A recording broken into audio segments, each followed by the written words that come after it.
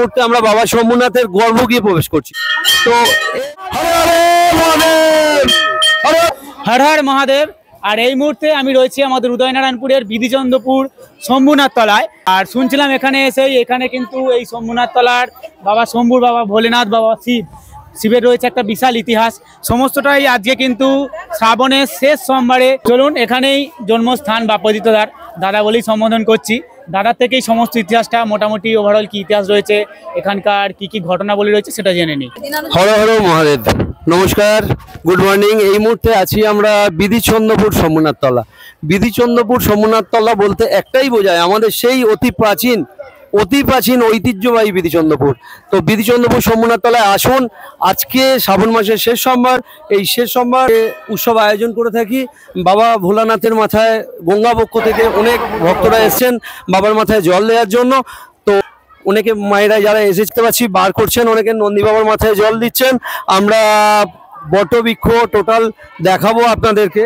এই মুহূর্তে আমি যেটা দেখাবো যে গঙ্গা পক্ষ থেকে যারা জল এনেছেন এবং যে মায়েরা আমাদের প্রতি সোমবার এবং অন্যান্য দিন এখানে বারভদ্র করে থাকেন, ওনাদেরও লাইন একটা দেখতে পাচ্ছি। এই মুহূর্তে আমরা বাবা শম্ভুনাথের গর্ভগৃহে প্রবেশ করছি।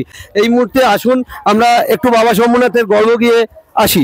আমাদের এখানে দেখতে পাবেন অনেক মায়েরা আছেন, ওনারা বাবার মাথায় জল দিতে এসেছেন। এখানে আমাদের যিনি সেবায়িত পুরোহিত, তো পুরোহিত মশাই আমাদের পুজো আয়োজন যিনি করে থাকেন, যারা বংশ পরম্পরায় এই পুজোর আয়োজন করে থাকেন। তো আমাদের খুব কাছের মানুষ গোবিন্দবাবু আমাদের পুরোহিত, উনি বাবা শম্ভুনাথের পুজো করছেন এবং একটু তুলে ধরছি। আমাদের বাবা শম্ভুনাথ গর্ভগৃহে আছেন, আপনাদেরকে যতটা চেষ্টা করব দেখানোর জন্য। হর হর মহাদেব, সবাই বলুন হর হর মহাদেব, হর হর মহাদেব। তো এই যে এইখানে আরেকটা জিনিস, অলৌকিক জিনিস আমি চিন্তা করবো, একটা জিনিস আপনাদেরকে বোঝানোর চেষ্টা করবো। দেখুন, ক্যামেরার মধ্যে তুলে ধরার একটু চেষ্টা করছি। আমাদের কয়েক হাজার বছর আগে আমাদের শোনা ইতিহাস, এই বাবা শম্ভুনাথ একটা মন্দিরের নিচে ছিল। তো বাবা শম্ভুনাথ স্বপ্নাদেশ করেছিলেন পুরোহিতকে যে আমি মন্দিরের ঘেরাটোপে থাকবো না,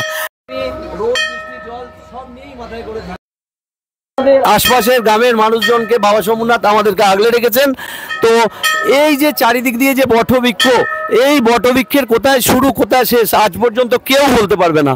অনেক সায়েন্টিস্ট এসছেন কিন্তু কেউ উদ্ধার করতে পারছেন না। আরেকটা জিনিস আপনাদেরকে লক্ষ্য করাবো, দেখুন এই যে জিনিসটা আমাদেরকে প্রমাণ করে দেয়, ওই যে গাছ টোটাল নিচে থেকে যে গাছ উঠেছে, গাছের প্রত্যেকটা কোনায় কোনায় যে মন্দিরের ইট পাটকেল সব কিন্তু ধরা রয়েছে। কৌশিকদা এসেছেন আমাদের সঙ্গে, তো আমরা চেষ্টা করব ফেসবুকে এটা আপনাদের প্রত্যেকটা মানুষের দরবারে পৌঁছে দেওয়ার জন্য। তো আপনারা একটু দেখবেন, আপনাদের কৃপা যদি থাকে, আশার আলো থেকে দেখছেন তারা কিন্তু অনেকেই এই বাবা শম্ভুনাথের ইতিহাস সম্পর্কে জানেন না। তারা আসুন, বাবা শম্ভুনাথের দর্শন করুন। আজ কিন্তু অনেকক্ষণ পর্যন্ত প্রায় সারাদিন ধরেই পুজো চলবে। অনেকেই কিন্তু জল ঢেলে নিয়ে এখনো রাস্তায় রয়েছেন, আপনারা যাতে আসতেন অবশ্যই আসতে পারেন। হ্যাঁ, বাবা শম্ভুনাথ আশা করি সবাইকে কৃপা করবেন, সবাইকে ভালো রাখবেন, সুস্থ রাখবেন, এই বলেই আজকে ছাড়ছি। নমস্কার, কৌশিকদা। মহাদেব।